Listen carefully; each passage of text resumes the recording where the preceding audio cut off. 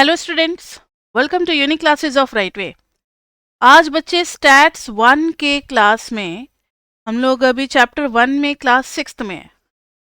अभी तक total 5 classes हो चुकी हैं, आज 6th क्लास में है। और आज हम लोग जो कवर करेंगे वो है stem and leaf display, dot plot, histogram and trimmed mean. जिसको येलो से शेड कर रहे हैं वो आपके पेपर में आ सकते हैं question. Histogram, trimmed mean, dot plot से नहीं आएगा, स्टेम एंड लीफ डिस्प्ले से आ सकता है। इससे नहीं आएगा लेकिन आइडिया होना चाहिए आपको। तो स्टार्ट करें। सबसे पहले हेडिंग देना stem and leaf display. Stem and leaf display, ध्यान से सुने। सबसे पहले आपने बहुत सारे विजुअल टेक्निक्स देखे होंगे। विजुअल टेक्निक्स बोले तो ग्राफ बनाना, लाइन ग्राफ, पाई चार्ट, बहुत सारी चीज़ें, बार ग्राफ, हिस्टोग्राम, फिर फ्रीक्वेंसी पॉलीगॉन, ऐसे बहुत सारी चीज़ें आपने बचपन में पढ़ी होगी, 11th-12th में भी और बेसिक्स में भी, जहाँ पे ग्राफ बनाना हम लोग सीखते थे और पिक्चर से काफ़ी कुछ स्टडी करते थे, स्टैटिस्टिक्स उनके। तो विजुअल टेक्निक्स में बहुत सारे होते थे, जैसे फ्रीक्वेंसी टेबल, टैली शीट्स भी होते थे, टैली मार्क बना करके, histogram, pie charts, bar graph, scatter diagram. Scatter diagram अगर अभी आपको नहीं पता है तो आप पढ़ोगे चैप्टर 5 में, जब कोरिलेशन पढ़ाएंगे तब। है अभी आपके इसी सेमेस्टर में है। इन सब में से अभी हमें इन सब चीज़ों पे ध्यान देना है। किस पे? Stem and leaf display, dot plot भी है और आगे चल करके बॉक्स प्लॉट भी है। जब ट्रिम मीन कराएंगे ना तो उसी टाइम उसी क्लास में बॉक्स प्लॉट भी कराएंगे, जो कि नेक्स्ट क्लास होगी। आज करेंगे stem and leaf display, dot plot, और अगर टाइम बचा तो हिस्टोग्राम भी आज करेंगे। ठीक है, इन सबको थोड़ा अच्छे से देखना है क्योंकि अभी आपके डिवोर बुक से मैच करते हैं, सेम टू सेम, और इनसे क्वेश्चंस आ सकते हैं। तो स्टेम एंड लीफ डिस्प्ले, इसमें देखना, कंसीडर अ, थोड़ा सा एक बस थ्योरी लिखना है। कंसीडर अ, इसके कैसे समझाएंगे, numerical data set, numerical data set x1 x2 से लेकर के xn, for which each xi consist of at least 2 digits, मतलब कम से कम 2 डिजिट्स होंगे तभी स्टीम एंड लिफ्ट डिस्प्ले बन पाएगा, सिंगल डिजिट का नहीं बनेगा। कम से कम 2 डिजिट वाले डेटा होने चाहिए, 3 डिजिट 4 डिजिट सब अलाउड है, सिंगल डिजिट वाला नहीं अलाउड है। At least 2 digits. ठीक है, तो then quick technique is stem and lift display. Quick technique is stem and leaf display. ये काफ़ी कुछ एक्सप्लेन कर देगा। एक एग्जाम्पल के थ्रू आप समझ सकते हो, लेकिन कैसे कंस्ट्रक्ट करना है पहले रूल देख लो। रूल्स, पहला रूल है बच्चे, सेलेक्ट वन और more leading digits. Select one और मोर, अभी सिर्फ आप लिखो, एक एग्जाम्पल करेंगे तब समझ में आएगा। सेलेक्ट वन और more leading digits for the stem. Leading digit को हम लोग स्टेम मान लेते हैं, and rest of the digit become leaves. And the trailing digit, उसके बाद जो बच जाते हैं ट्रेलिंग डिजिट्स आर लीफ। ठीक है, next rule, stem and leaf बनाने के बाद list possible stem values in a vertical column. कैसे लिखते हैं? वर्टिकल कॉलम में लिखते हैं। किसको? स्टेम वैल्यूज को। मतलब स्टेम वैल्यूज वर्टिकली लिखा जाएगा और उसके सामने में उसका लीफ लिखा जाएगा। रिकॉर्ड द लीफ, उसके बगल में यानी beside, record the leaves for each observation, for each observations beside the corresponding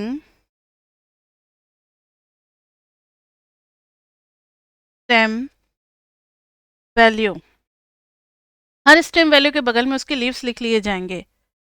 next है indicate the units for stems. Stems कौन से डिजिट को लिया गया है, वो वंस प्लेस पे है, टेंस पे है या फिर 100 पे है, वो यूनिट हमें लिखना पड़ेगा।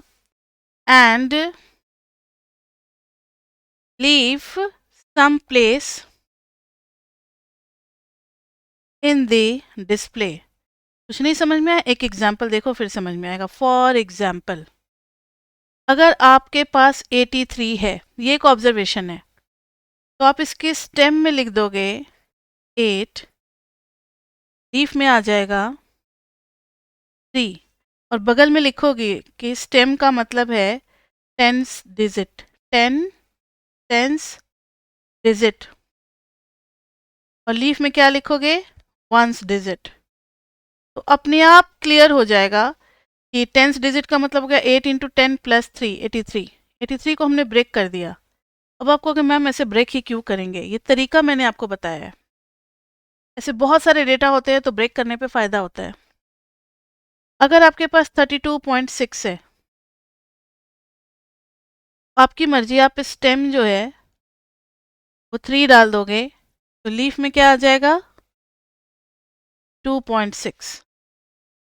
तब स्टेम के बारे में आप लिखोगे टेंस डिजिट, लीफ हो गया वंस डिजिट। या आप इसका दूसरे तरीके से भी कर सकते थे, और स्टेम में 32 भी लिख सकते हो, लीफ हो जाता 0.6। फिर आपको लिखना होता स्टेम में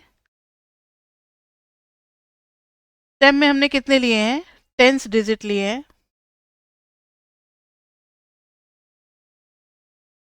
ठीक है, एंड लीफ में हम लोगों ने 10th डिजिट लिया है। कौन सा लिया है, 10th डिजिट लिया है, ठीक है। इस तरीके से अलग अलग तरीके से स्टेम एंड लीफ लिखा जा सकता है। अब एक और नोट वाली बात है, उसके बाद से एग्जाम्पल पे चलेंगे तो पूरा क्लियर हो जाएगा। एक एग्जाम्पल करते ही सब कुछ ऐसे क्रिस्टल क्लियर हो जाएगा। जनरली हम लोग कितना लीफ और कितना स्टेम बनाते हैं, generally display generally stems up to 5 and 20। 5 से 20 के बीच में स्टेम हो तो चलेगा, 5 से 20 के बीच में स्टेम हो तो चलेगा। तो generally stems up to 5 and 20 are recommended. मतलब 20 से ज़्यादा स्टेम नहीं बनाना है, फिर वो डेटा पढ़ने का क्या फ़ायदा। ये जो हम लोग टेक्निक ले रहे हैं विजुअल टेक्निक, इसका कोई फ़ायदा नहीं हो पाएगा। तो आप कोशिश ये करो कि आपका जितना डेटा है वो सब 15 से 20 में अरेंज हो जाए। नहीं होगा तो फिर कोई और टेक्निक हम लोग लगाएंगे। अब आप लोग अपने बुक में एग्जाम्पल देखो, 1.6 सभी कोई निकालो तो। सबने निकाल लिया है 1.6, तो देखना उसमें लिखा हुआ है the use of alcohol. The use of alcohol by college student is of great concern not only to those in the academic community but also because of potential health and safety consequences to society at large। मतलब जैसे cigarette, smoking, इन सब को ना जब भी हम किसी public platform पे बात करते हैं तो किसी एक पर्टिकुलर कम्युनिटी को टारगेट नहीं करते हैं, पूरे सोसाइटी को ही समझा रहे होते हैं।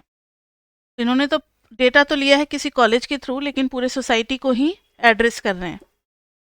The article Health and Behavioral Consequences of Binge Drinking in College reported on a comprehensive study of heavy drinking on campus across the United States. A binge episode was defined as 5 or more drinks in a row for male and 4 or more for female. जब mail 5 और 6, 5 या 5 से ज़्यादा लगातार अगर drink लिए चले जा रहा है उसको बिंज बोला जाएगा। रुक रुक करके अगर पॉज लेकर के ले रहा है तो नहीं, अगर लगातार ले रहा है तो उसको बिंज बोलेंगे। फीमेल के लिए बिंज 4 या उससे ऊपर के ड्रिंक को मान लिया जाता है। A binge episode was defined as 5 or more drinks in a row for male and 4 or more for female. Figure 1.4 shows a stem and leaf display of 140 values of x. Figure 1.4 देखो तो दे रखा है, ठीक है. Display of 140 values of x, the percentage of undergraduate students who are binge drinker. कितने लिए गए हैं?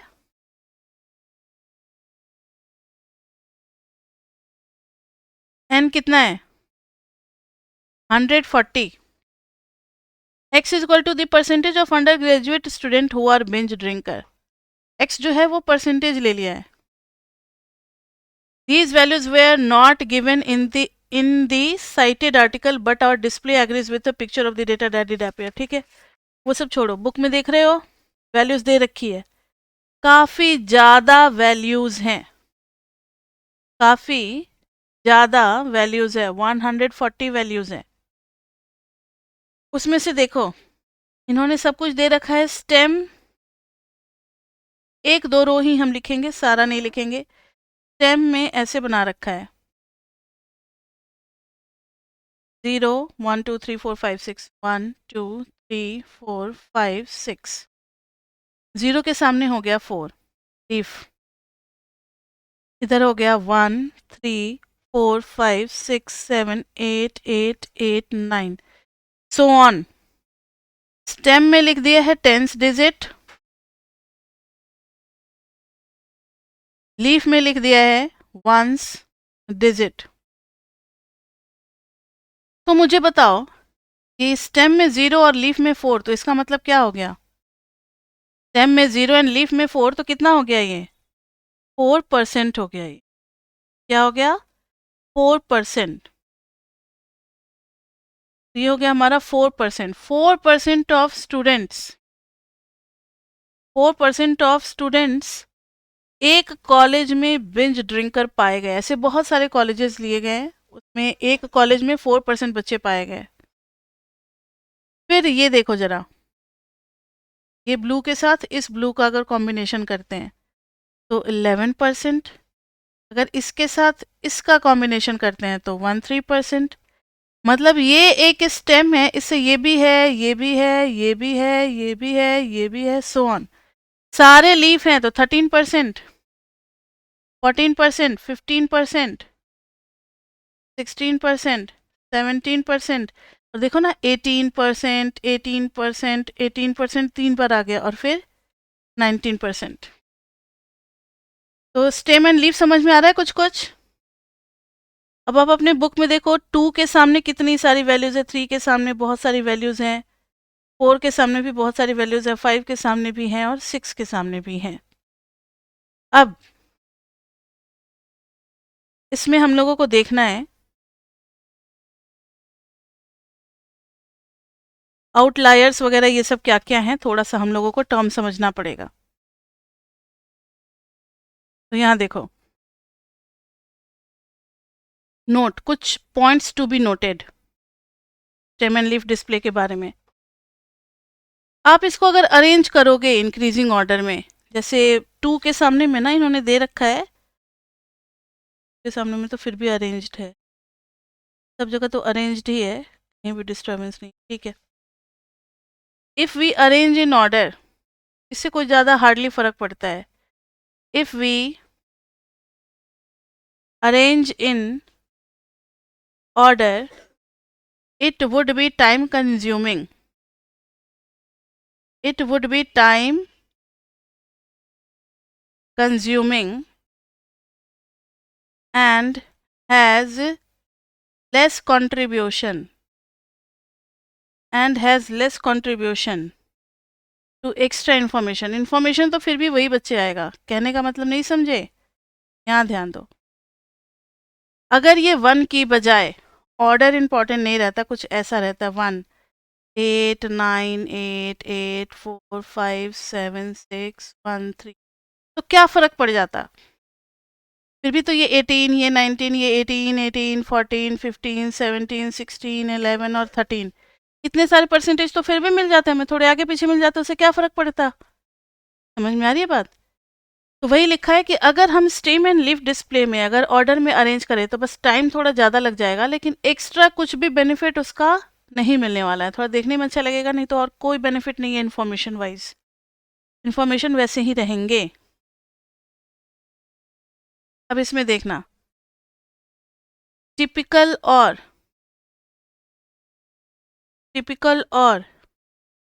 Representative value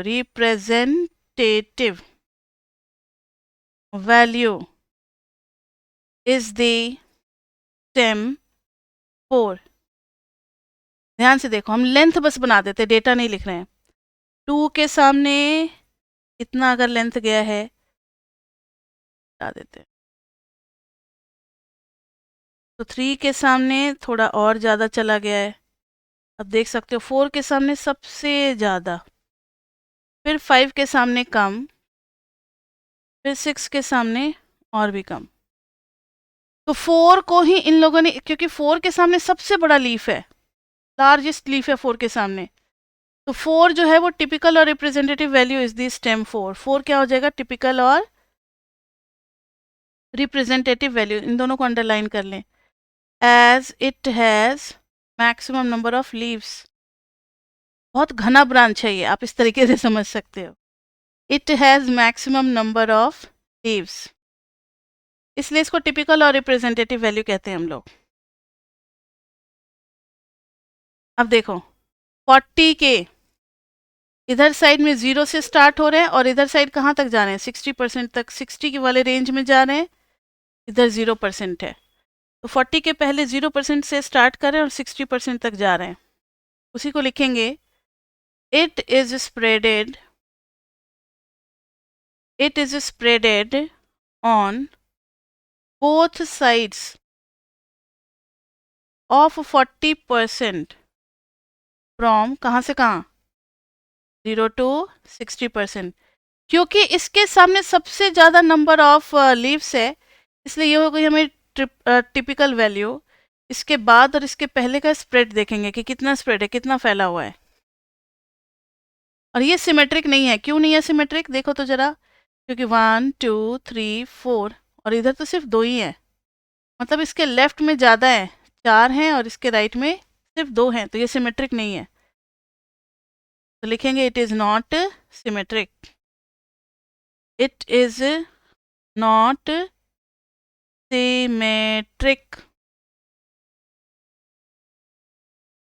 it is unimodal,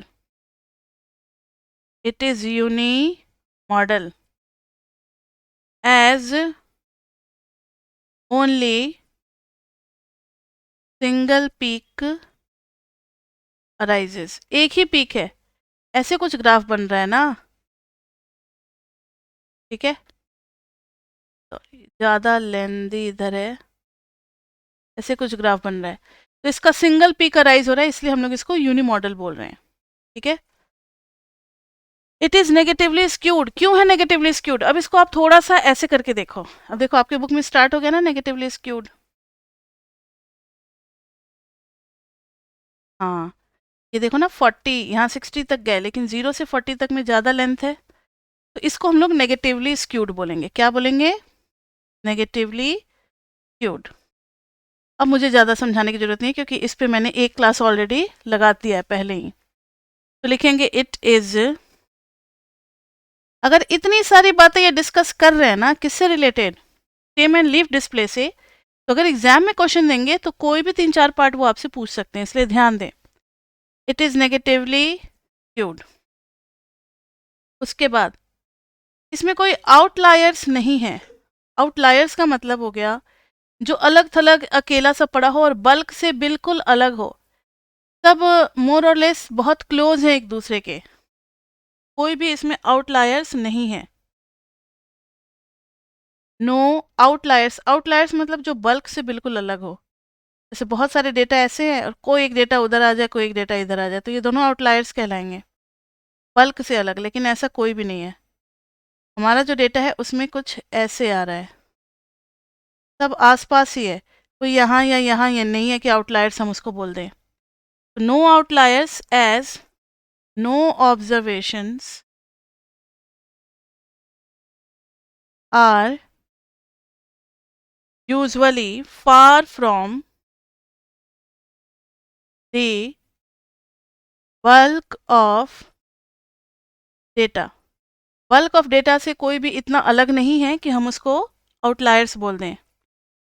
last में हमें क्या पता लगता है? In most of the colleges 1/4 of the students are binge drinker। In most of the colleges about at least 1/4 are binge drinkers। और इसको हम लोग प्रॉब्लम ऑफ हेवी ड्रिंकिंग भी बोलते हैं। तो there is problem of heavy drinking. ध्यान से सुनो, एटलीस्ट 1/4 का मतलब क्या हुआ? इसमें जो परसेंटेज स्टार्ट हो रहा है वो 60% तक गया है, 60s में आया है, और 140 में से यहाँ तक आते आते in most colleges at least 1/4 of the student are binge drinkers. मतलब ये बच्चे, यहाँ पर हम लोग इसको स्टेम एंड लीफ डिस्प्ले को देख करके नहीं बोल सकते कि एटलीस्ट 25% आर बिंज ड्रिंकर्स, लेकिन ये जो डेटा कवर किया है ना, उनके पास ये रिजल्ट ऑलरेडी है, तो इसलिए बुक में लिख दिया है। लेकिन ये हम डॉट प्लॉट को देख करके, sorry, stem and leaf display को देख करके डिसाइड नहीं कर सकते। समझ में आई बात? ये बस ऐसे ही फैक्ट लिख दिया है, क्योंकि जब इन्होंने इतना डिस्कस किया है, यूएसए के कॉलेजेस में सारे सर्वे करवाए, तो उन्होंने ये रिजल्ट दे दिया है, लेकिन ये हम स्टेम एंड लीफ डिस्प्ले से कंक्लूड नहीं कर सकते। क्लियर बच्चे? अब ये स्टेम एंड लीफ डिस्प्ले कुछ कुछ समझ में आ गया। एक ही साल बस ये सिलेबस लगा था। एक क्वेश्चन कर रहे हैं 2011 में। 2011 में 4 ईयर प्रोग्राम लगा था सेमेस्टर वाइज, तो उस साल भी यही सिलेबस था, लेकिन एक ही साल बाद बहुत ज़्यादा प्रोटेस्ट वगैरह हुआ, तो फिर इस सिलेबस को क्या कर दिया गया? चेंज कर दिया गया, वापस 3 ईयर प्रोग्राम में चला गया। तो सिर्फ एक साल क्वेश्चन मिलेगा आपको, प्रीवियस ईयर पलटोगे तो स्टेम एंड लीफ डिस्प्ले का, वो है 2011 में। तो क्वेश्चन को जरा नोट करें। Following are the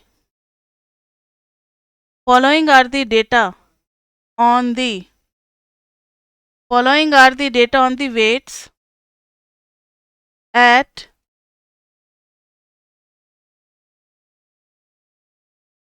birth of 30 newborn babies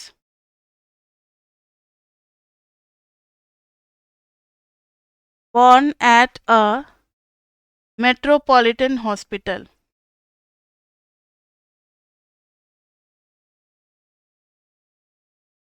Now see, these are the values।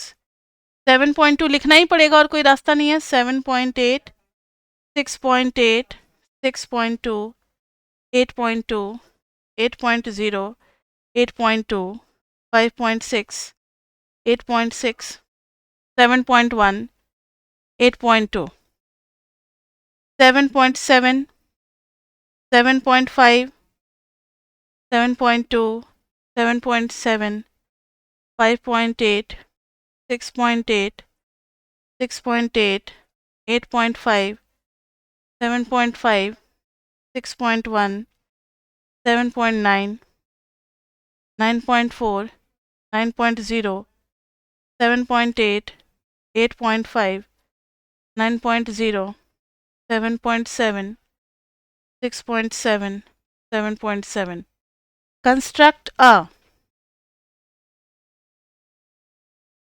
Construct a leaf and stem display। Is it unimodal? मैंने क्या कहा था कि 7-8 पॉइंट अगर आपके बुक में डिस्कस किया हुआ है, तो कोई भी 2, 3, 4 कोई भी पॉइंट आपसे पूछा जा सकता है। अब देखो, इसमें स्टेम हमें किसको लेना चाहिए? 10s को, 100 को, किसको लेना चाहिए? देखो, सब सिंगल डिजिट है डेसिमल के पहले, तो स्टेम ले लेंगे हम लोग। वैसे हम लोग लिखते नहीं है, लेकिन लिख दिया मैंने। स्टेम कहाँ से स्टार्ट हो रहा है देखना जरा। सबसे छोटी वैल्यू कौन सी है? 5.8 है। ये भी छोटी है कोई? नहीं। और सबसे बड़ी वैल्यू कहाँ है? 5.6। हाँ ठीक है, 5.6 इज द मिनिमम वैल्यू और मैक्सिमम वैल्यू है 9.4। ठीक है, और सब में 5 6 7 8 9 ऐसे ही दिख रहा है, तो आप स्टेम में लिख दोगे 5 6 7 8 9। Now see leaves 5। 5 के सामने क्या आ गया? 6। 6 लिख दिया हम लोगों ने। अब है 6 के बाद 5 में और भी कोई है? एक 8 आया है और कुछ नहीं। तो अब आप लिख दोगे कि स्टेम में हम लोगों ने क्या लिया है, तो यूनिट या ones digit. Ones digit. Leaf में हम लोगों ने क्या लिया है? Tenth. Tenth digit. Tenth digit जब बच्चे टीएच लग जाता है तो वो डेसिमल के बाद का होता है, ये समझ जाना आप। टेंथ डिजिट इसका मतलब है ये 5 है और ये 0.6 है, दोनों मिलकर के कितने हो गए? 5.6। ये 5 और ये 0.8 है, तो दोनों मिलकर कितने हो गए? 5.8। समझ में आ गई बात? अब 6 में जरा ढूंढो तो। 6.2 है, 6.8 है। ऑर्डर इज नॉट इम्पॉर्टेंट, तो पहले हम लोग लिखेंगे 8 2 और कोई 6 में मिल रहा है, ये रहा 8 8 नहीं 8 1 और भी है कोई 7। मिल गया इतना। इसको बाद में अरेंज कर लेंगे 1 2 7 ट्रिपल 8। देखो 1 2 7 ट्रिपल 8। अब वैसे ही 7 वाले में ढूंढो 7.2 7.8 2 8 7.1 7.7 5 2 7 5 2 7 5 9 और फिर 8 7 7।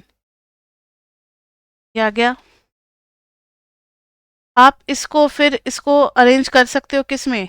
ऑर्डर में। तो ये आ जाएगा 1 2 2 5 5 7 7 7 7 8 8 9। Now see 8। अब 8 वाले रो में आ जाओ। 8.2 2 0 2 6 2। फर्स्ट रो का हो गया। सेकेंड रो में 5 बस। थर्ड रो में कोई है? 8 में, यस 5 बस।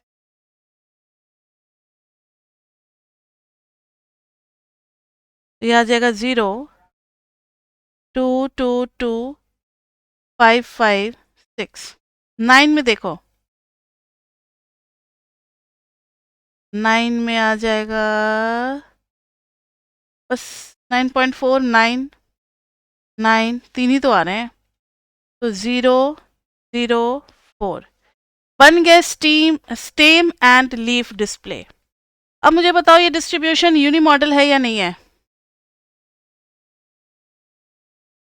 है ना?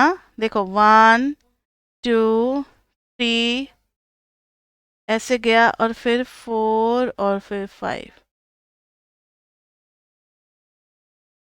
नहीं सिमेट्रिक नहीं होगा, इधर में 3 डेटा है और इधर में 2 डेटा है ना, तो थोड़ा सा तो फर्क पड़ेगा। ठीक है, लगेगा सिमेट्रिक जैसा लेकिन होगा नहीं। तो ये दिस इज यूनी मॉडल और इसमें रिप्रेजेंटेटिव डेटा कौन सा है? रिप्रेजेंटेटिव स्टेम कौन सा है? यार बता क्यों नहीं रहे? 7 है ना, 7 के सामने बहुत ज़्यादा लीफ है, इसलिए 7 इज रिप्रेजेंटेटिव स्टेम। ये नहीं पूछा है लेकिन मैंने बता दिया। तो स्टेम एंड लीफ डिस्प्ले में इतना ही करना है आपको। ठीक है, ये टॉपिक कंप्लीट हुआ। एक और एग्जाम्पल है आपके बुक में, आप इसको देख लेना। एग्जाम्पल 1.7 ईजी है, कोई बहुत ज़्यादा ये नहीं है, टफ नहीं है, आ जाएगा समझ में। अब नेक्स्ट टॉपिक लिखना आप लोग, डॉट प्लॉट। ये भी बहुत आसान सा टॉपिक है, डॉट प्लॉट। ये देखने में भी बहुत अट्रैक्टिव है, ये डॉट प्लॉट। आप देख सकते हो अपने बुक में, पेज नंबर निकाल लेना, कौन सा पेज नंबर है डॉट प्लॉट का। 15 पेज नंबर है। It is an attractive summary of numerical data when the data set is reasonably small or there are relatively few distinct data values. तो dot plot हम कब करते हैं? Attractive summary, ये सब तो ऐसे ही लैंग्वेज है, लेकिन जब फ्यू डेटा हो हमारे पास। Attractive summaries when reasonably we have few data, when reasonably we have few data, तब हम डॉट प्लॉट लगाते हैं। अब हर ऑब्जर्वेशन के लिए एक डॉट आएगा, हर ऑब्जर्वेशन के लिए एक डॉट आएगा। तो each observation a dot for each observation. अगर मोर देन वन डॉट है, if more than one dot, then vertically stacked together, vertically stacked। Stack आपने एक कैरम में खेला है कॉइन के साथ, एक के ऊपर एक के ऊपर एक के ऊपर जो अरेंज करके रखते हैं ना, that is called stack. If more than one dot then vertically stacked. फिर ये हमें किसके किसके बारे में बताता है? तो it shows location, spread and extreme के बारे में भी बताता है, एंड गैप्स के बारे में भी बताता है कि कितना गैप है। अभी कुछ नहीं समझ में आएगा, एक एग्जाम्पल देखो फिर समझ में आएगा। एग्जाम्पल आप देख सकते हो 1.8, देख रहे हो अपने बुक में कितनी ऑब्जर्वेशन है 1.8 में, जरा देखना। 1 2 3 4 5 6 7 8 9 10, 10 5 जा 50। कितने ऑब्जर्वेशन है? n is equal to 50। Here is data on state by state appropriations for higher education as a percentage of state and local tax revenue for the fiscal year। ये सब तो डेटा का सोर्स होता है, ये सब क्या होता है? डेटा का सोर्स होता है। यूनाइटेड स्टेट से डेटा लिया गया है, तो आप देख सकते हो डेटा कि n इज इक्वल टू 50 हमने काउंटिंग कर ली है। जरा इसको पढ़ लो। Here is data on state by state appropriations for higher education as a percentage of state and local tax revenue for the fiscal year. Values are listed in order of state abbreviations, AL first, WY last. ठीक है। Shows a dot plot of data. अब देखो इसका ना dot plot बना दिया गया। Dot plot में क्या करते हैं, जैसे आपके पास जो डेटा है कुछ ऐसे दिया हुआ है, 10.8, 6.9, 8.0, 8.8 सो ऑन। ठीक है। आपको कुछ नहीं करना, आपको सबसे छोटा डेटा इसमें से ढूंढना है। बताओ तो सबसे छोटी वैल्यू कौन सी है? मिनिमम मुझे एक 5.9 दिख गया, और भी है कोई? 3.9 भी दिख गया। 3.9 से भी छोटी है कोई वैल्यू? हटाओ, मिनिमम ढूंढ रहे हैं। 3.9। थर्ड रो में 2.5 भी मिल गया, थर्ड रो में है 2.5। ढूंढो तो 2.5 से भी छोटी है कोई वैल्यू? फोर्थ रो में नहीं है, फिफ्थ रो में नहीं है। ठीक है, that means 2.5 is the least value. और मैक्सिमम कितना आ रहा है? 10.8, 12.8, यही है ना, 12.8। अब देखो जरा, तो हमें रियल एक्सिस जो बनाना है, कुछ ऐसा बनाना है कि हम कहाँ तक चले जाएं? 12.8 तक चले जाएं। यानी आप 2 से स्टार्ट करके 2 3 4 5 6 7 8 9 10 11 12 13 14 15, बहुत हो गया। अब आपका 2.5 मिल रहा है, 2.5 एग्जैक्टली मिडिल में होगा, तो यहाँ पर डाल दो। पहला वैल्यू थोड़ा सा ऊपर डालना, सेम टू सेम एक्सिस पे मत डालना। 2.5 पहला डॉट आ गया। अब देखो तो जरा 10.8 सबसे पहले आप यहाँ से स्टार्ट करो। 10.8, 6.9, 8.0 इस तरीके से। 10.8 लगभग लगभग यहाँ। 10.8 के बाद 6.9, 7 के काफ़ी क्लोज। उसके बाद नेक्स्ट डॉट कहाँ मिलेगा? 8 पे। ठीक है, थोड़ा बड़ा बड़ा डॉट बना लो, दिक्कत नहीं होगी। इसी तरीके से आपको सारे डॉट्स बना लेने हैं। नेक्स्ट है 7.3।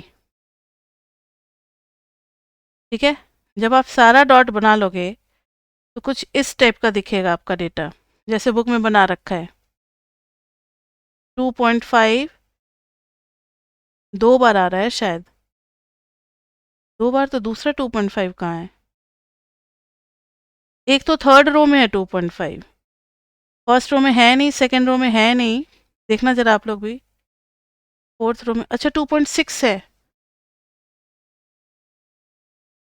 ठीक है, तो दोनों बन गए। इसी तरीके से आप बनाओगे तो कुछ ऐसा दिखेगा। 4.2 के आसपास डेटा होंगे, बुक में देख लो। 1 2 1 2 3 1 2 3 3 लाइक दिस वे। 5.6 के पास डेटा होंगे। 1 2 3 4 5 6 इस तरीके से। ठीक है, अब आप समझ चुके हो। इस तरीके से सबके सामने डॉट लिखते चले जाना है। अब 12.6 के बाद इधर एक आउटलायर है। 12.6 के बाद ये जो दोनों डेटा है ना, ये बल्क से अलग लग रहे हैं, ये और ये। बाकी सब अभी और मैंने डॉट नहीं बनाया, बीच बीच में और भी बहुत सारे डॉट्स हैं।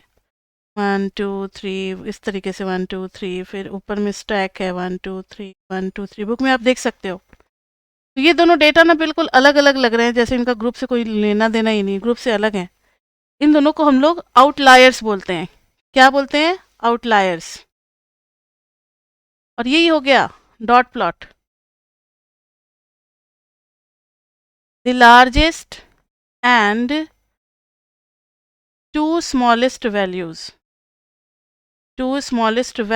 are outliers outliers का मतलब क्या होता है? separated from the bulk bulk से अलग थलग जो दिखते हैं उनको आउटलायर्स बोलते हैं।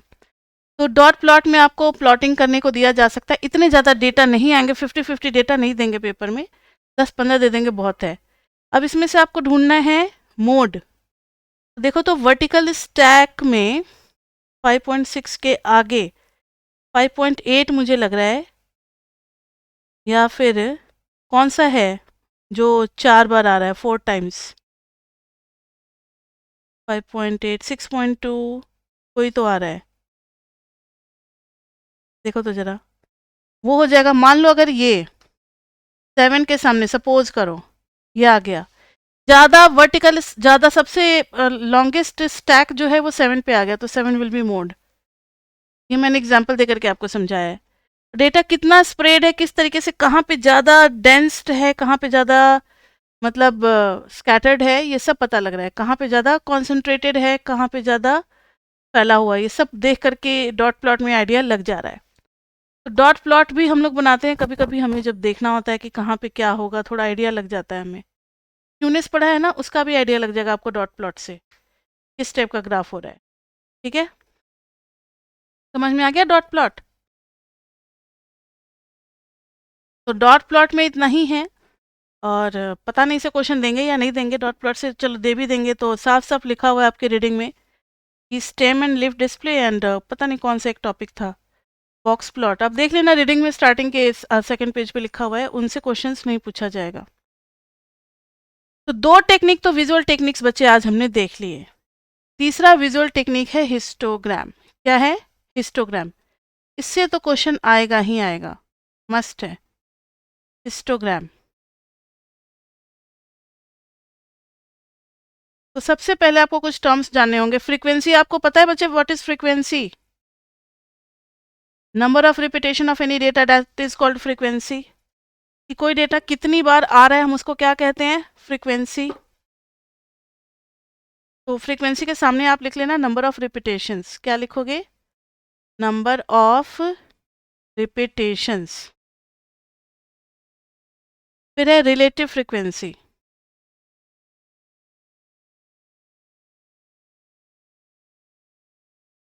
तो ये हो जाएगा फ्रीक्वेंसी अपॉन टोटल फ्रीक्वेंसी।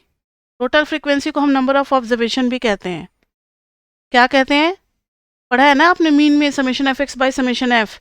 मैंने क्या बताया था कि डिस्क्रीट में या कॉन्टिन्यूस में जो समेशन एफ होता है that is an of individual. तो हम frequency by number of observation भी लिख सकते हैं, number of observations, frequency upon number of observations. फिर एक टर्म है frequency distribution.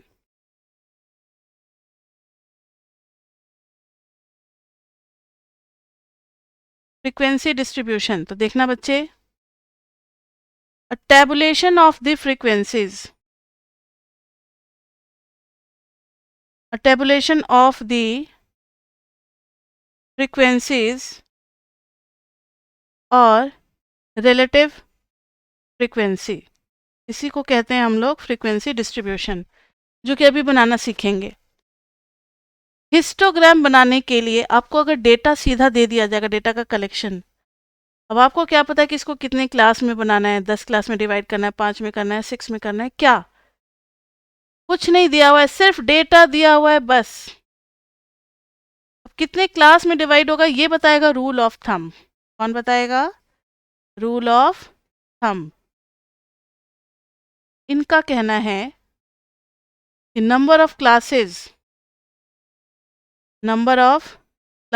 Is equal to root under n, where n is number of observation, n is number of observations। चलो, कितने class में डिवाइड करना पूरे डेटा को ये तो पता लग जाएगा। अब हर क्लास की विड्थ कितनी होगी इसके लिए भी फॉर्मूला है, class width is equal to largest minus smallest upon number of classes. यानी जो n दिया होगा उसका रूट लेकर के पहले तो हमें नंबर ऑफ क्लासेस पता लगाना है, उसके बाद से क्लास विड्थ के लिए लार्जेस्ट माइनस स्मॉलेस्ट को डिवाइड कर देना है नंबर ऑफ क्लासेस के साथ।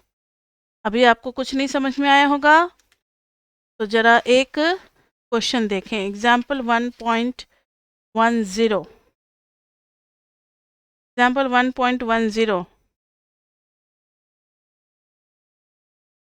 निकाल लिया सबने।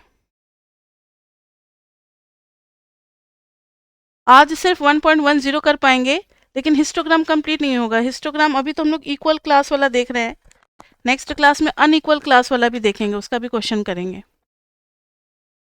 एग्जाम्पल 1.10 में देखना, power companies need information about customer usage to obtain accurate forecast of demand.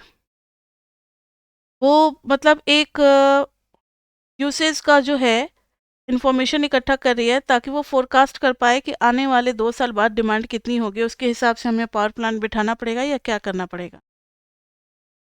From Wisconsin power and light determined energy consumption BTUs during a particular period for a sample of 90 gas heated homes and adjusted consumption value was calculated। ये सब adjusted हटा दो। this result in this one, data हमें दे रखा है, data आप देखो book में 2.97 4.00 इस तरीके से डेटा हमें दिया हुआ है। लास्ट में कितना है 18.26। डेटा सबके सामने है या नहीं है, 90 ऑब्जर्वेशन है। We let Minitab select the class interval the most striking feature. Minitab को क्यों, हम लोग क्यों नहीं क्लास इंटरवल ले सकते, अब हमें सीधा हिस्टोग्राम बनाना है।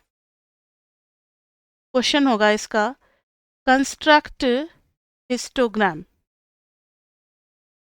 Construct histogram. बी में है find proportion of observations less than 9। C में है find proportion of observations less than 10। ठीक है, अभी तो इतना ही सीख ले तो बहुत हो जाएगा। उसके बाद का टॉपिक हम लोग नेक्स्ट क्लास में करेंगे। पहले देखो, हिस्टोग्राम बनाने के लिए सबसे पहले n is equal to 90 by rule of thumb, by rule of thumb number of classes is equal to root under n। Root under आ गया 90। 90 का अंडर रूट कितना होगा जरा देखना। 9 9 जा 81, 9 9 जा 81 होता है, तो इसका अंडर रूट कितना होगा?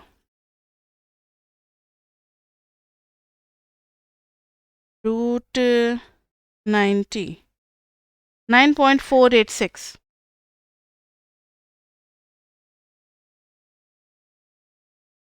इसको अप्रॉक्सीमेट करके हम लोग 9 क्लासेस में बना सकते हैं, 9 क्लासेस में बना सकते हैं। ठीक है, अब क्लास विड्थ भी तो चाहिए हमें। एक क्लास का कितना विड्थ रखेंगे? क्लास विड्थ तो largest minus smallest upon number of classes. आप जरा टेबल में देखो जो वैल्यू हमें गिवन है, और ये अरेंज्ड है असेंडिंग ऑर्डर में, बहुत ही रिलैक्सिंग डेटा है। 2.97 is the least value and the greatest value is 18.26। देख रहे हो? तो 2.97 को हम लोग अगर क्लास में एडजस्ट करेंगे, क्लास में पुट करेंगे 2.97 को, तो 2 से 3 के बीच में या 2 से 4 के बीच में आ जाएगा। और सबसे बड़ा जो है 2.97 है, और सबसे बड़ा जो है वो है 18.26। It is approaching towards 19 and this is approaching towards 2। तो हम लोग ले लेंगे 19 minus 2 by number of classes. लगभग लगभग कितना हो गया? अच्छा, अगर इसको 1 की तरफ अप्रोच कर, थोड़ा थोड़ा ऊपर नीचे चलता है, कोई दिक्कत नहीं है। तो 18 बाई 9 कितना आ गया? 2। यानी हर क्लास का गैप हमें 2 रखना है, 2 रखना है, और 9 क्लासेस होंगे और हम पहुंच जाएंगे कहाँ तक? 19 तक। तो बताओ, अगर मैंने लीस्ट 1 रखा है और सबसे बड़ा वैल्यू 19 सोचा है, तो 19 minus 1 divided by 9 is equal to 2। इसमें सभी डेटा एडजस्ट कर जाएंगे। अब क्लास बन रहा है। ये स्टूडेंट टू स्टूडेंट वेरी करता है कि वो स्मॉलेस्ट क्या लेना चाहता है। कोई अगर इसको 2 से स्टार्ट करना चाहता है या 2.5 से स्टार्ट करना चाहता है, उसके हिसाब से फिर उसका अपर वाला वैल्यू जो है 19 ना होकर के 20 तक चला जाएगा। उससे कोई ज़्यादा फर्क नहीं पड़ता है। आप जैसा हिस्टोग्राम बनाओगे वैसा ही आंसर भी करोगे। क्लास 1 लिया था ना हमने मिनिमम वैल्यू, और मैक्सिमम वैल्यू कितना लिया था? 19। तो 1 से 3 तक जा रहे हैं,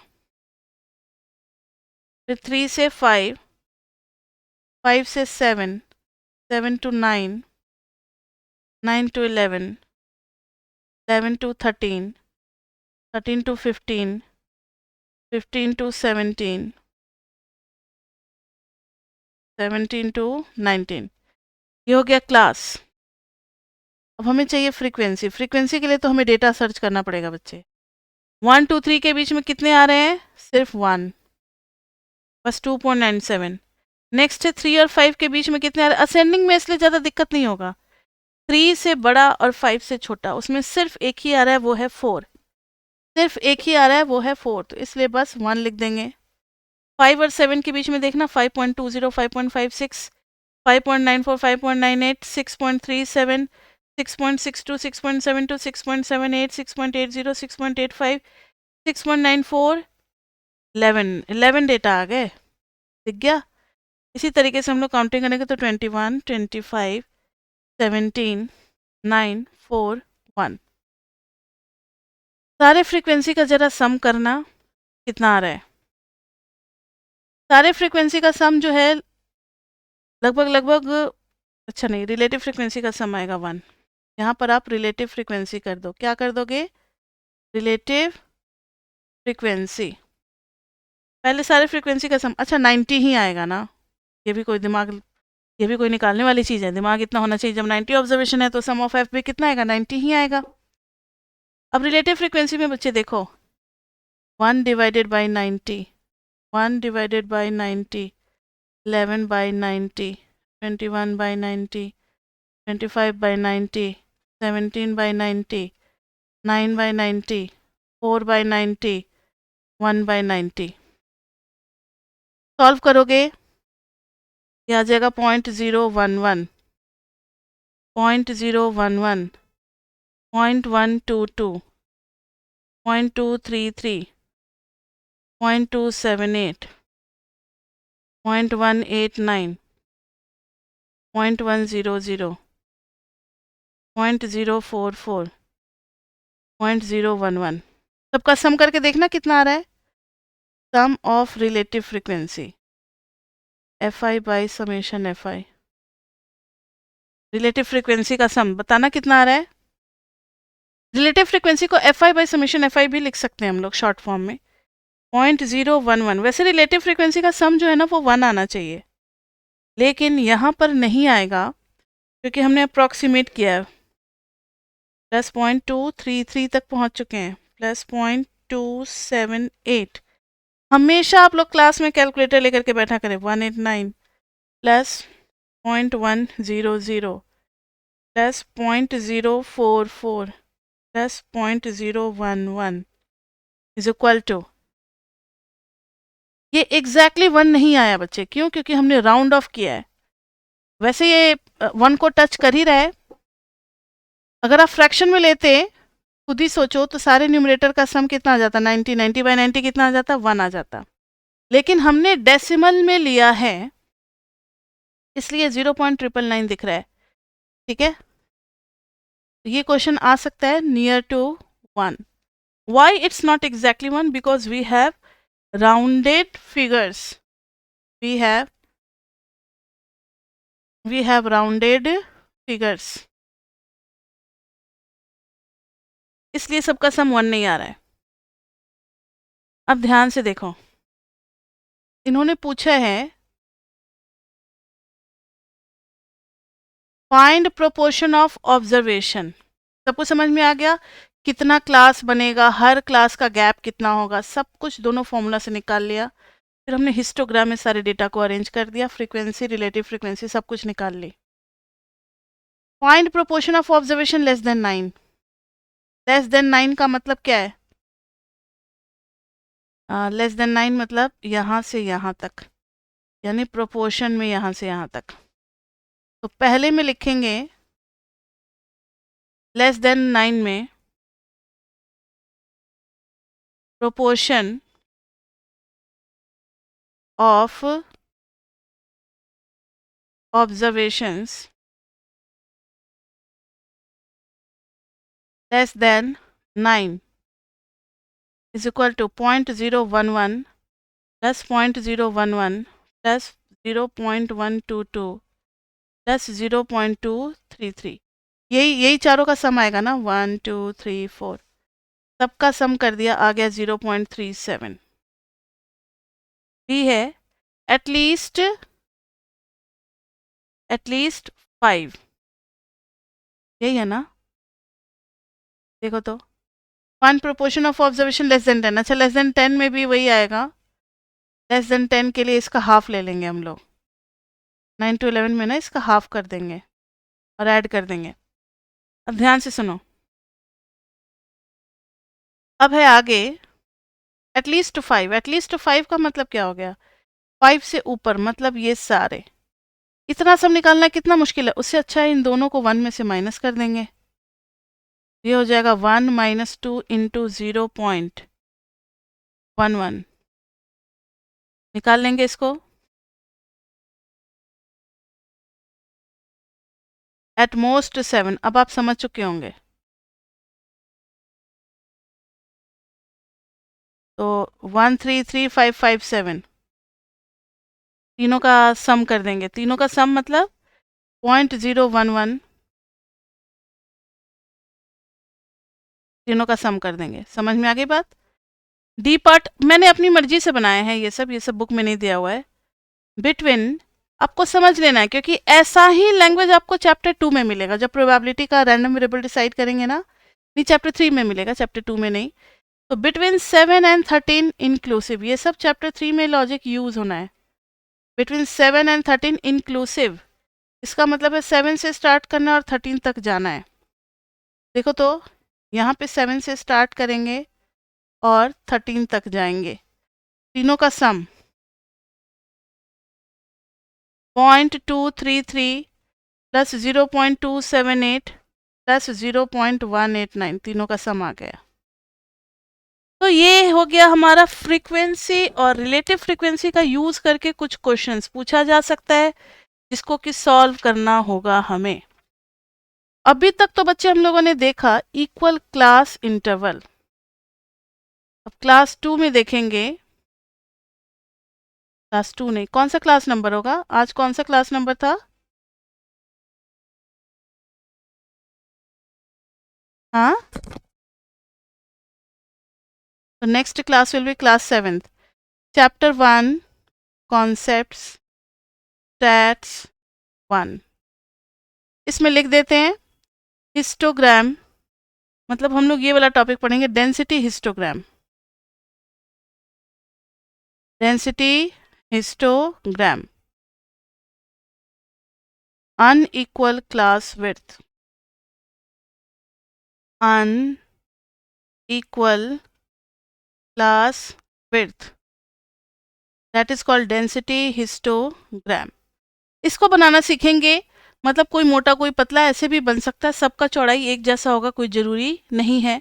उसके बाद से हम लोग हिस्टोग्राम शेप्स देखेंगे, उसके बाद से ट्रिम्ड मीन देखेंगे, नहीं पहले बॉक्स प्लॉट देख लेंगे, फिर ट्रिम्ड मीन देखेंगे। उसके बाद से एक और क्लास लगेगा जो 1.1 में थियरी है, यानी 2 क्लासेज अभी मिनिमम और लगेंगे, उसके बाद से हमारा चैप्टर 1 कंप्लीट हो जाएगा। तो बच्चे मिलते हैं नेक्स्ट क्लास में हम लोग डेंसिटी हिस्टोग्राम के साथ। अभी तक के लिए इतना ही, मिलते हैं नेक्स्ट क्लास में।